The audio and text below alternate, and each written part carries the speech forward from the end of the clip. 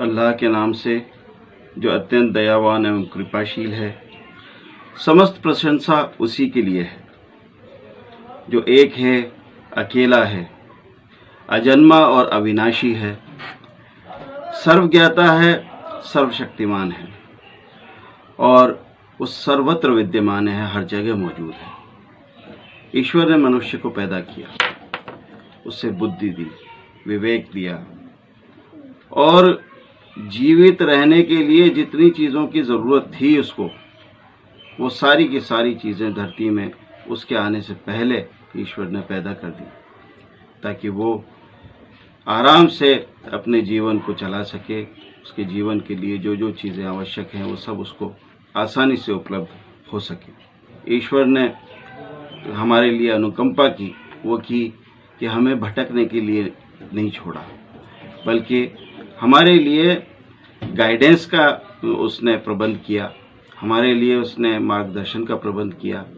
और पहले ही मनुष्य हज़रत आदम अलैहिस्सलाम, जिनको हम एडम भी कहते हैं, और अलग अलग जगहों पर अलग अलग ग्रंथों में उनके अलग अलग नाम हैं, उनको सबसे पहला दूत नियुक्त किया और उनके माध्यम से उनके संतानों तक अपना संदेश पहुंचाया।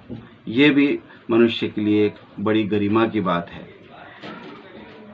पृथ्वी के हर भाग में जहाँ जहाँ भी मनुष्य बसते थे, ईश्वर ने उन्हीं में से सर्वश्रेष्ठ मनुष्य को चुनकर अपना दूत बनाया और उसके माध्यम से मनुष्य तक अपना संदेश भेजा कि वो किस प्रकार से जीवन यापन करे, क्या वो करे और क्या ना करे, कौन से कार्य ऐसे हैं जिन पर चलकर, जिनको करके वो इस संसार में और मरने के बाद के अनंत जीवन में सफल हो सकता है। वो सारी की सारी बातें अपने दूतों के माध्यम से ईश्वर ने हमें बताई।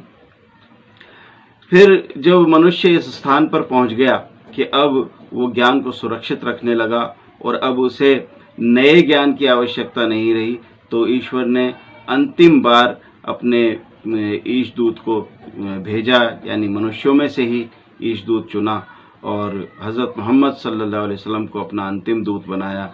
उनके माध्यम से अपना अंतिम ग्रंथ कुरान के रूप में भेजा, जो सुरक्षित है और ऐसा सुरक्षित है कि जिस प्रकार से वो ईश्वर की ओर से अवतरित हुआ था, में ठीक उसी रूप में हमारे सामने वो मौजूद है। तो उसके अनुसार उसने ये तय कर दिया है, उसने ये निश्चित कर दिया है कि मनुष्य ईश्वर के अतिरिक्त किसी और के आगे सर नहीं झुकाएगा। बताइए कितनी बड़ी गरिमा की बात है ये, कि सारे बंधनों से उसको आज़ाद कर दिया।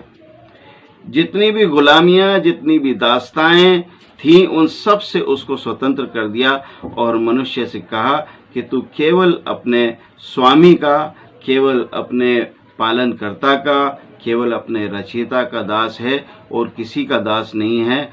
और इस हैसियत से और इस स्थिति में वो सारे मनुष्य जो इस धरती पर पैदा हुए, सारे के सारे बराबर हैं, सबकी गरिमा समान है। मनुष्य को जो गरिमा मिली है वो उसके पिछले कर्मों का फल नहीं है, बल्कि ये तो उसको जन्म से मिली है, ये उसको मनुष्य होने की हैसियत से मिली है।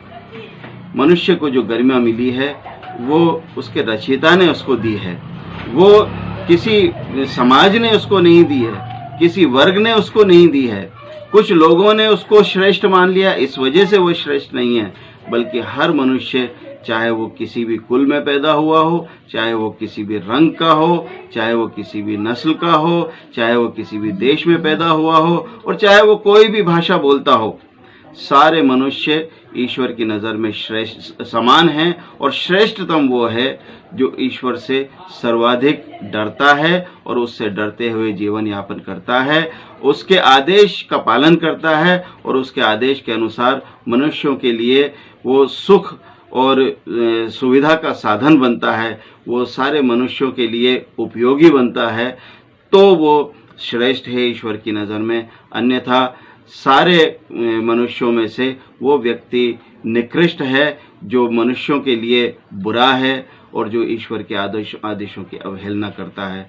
तो मनुष्य को जो गरिमा मिली है वो ईश्वर की ओर से है उसके पालनकर्ता की ओर से है, और ये गरिमा उससे कोई छीन नहीं सकता।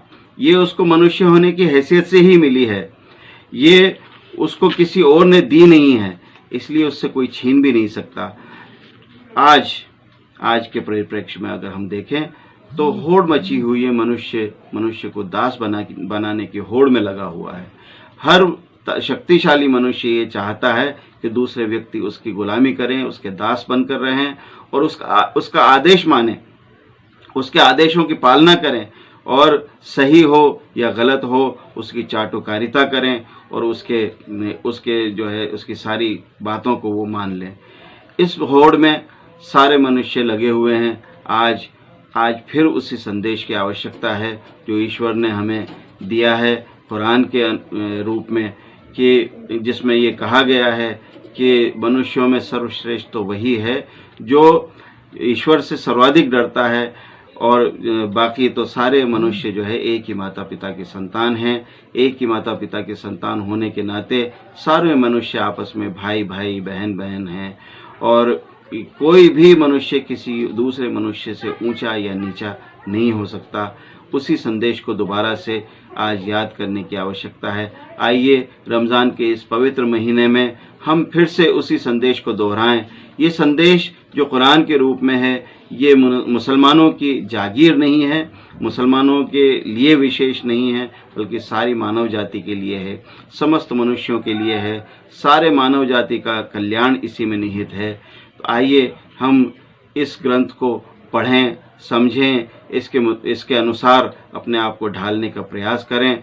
तो मुझे विश्वास है, दृढ़ विश्वास है कि हम इस जीवन में भी सफल होंगे और मरने के बाद जो अनंत जीवन आने वाला है उसमें भी हम सफल होंगे।